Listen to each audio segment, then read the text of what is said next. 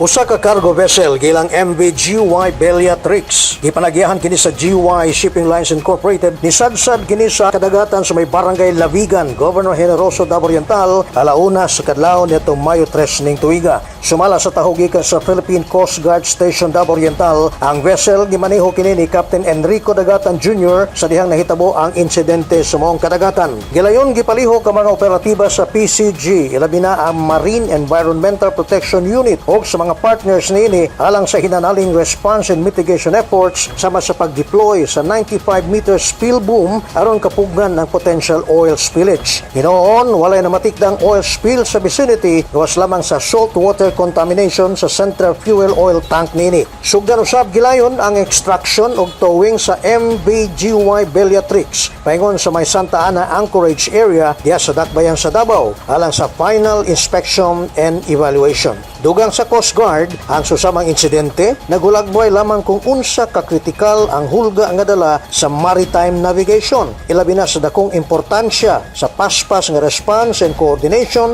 aron sa ingon kapugngan ang daotang implikasyon sa bisan unsang environmental disaster ilabi na sa kadagatan. Samtang nagmalapusong na refloat karon sa Coast Guard Davao Station ang cargo vessel na MV-GY Bellatrix nga unang nagkaaberiya samtang naglawig sa kadagatan sa Governor Generoso, Davao Oriental. Ang cargo vessel na relocate na o nag-star na karon sa vicinity water sa Sitio Impog sa may Barangay Lavigan.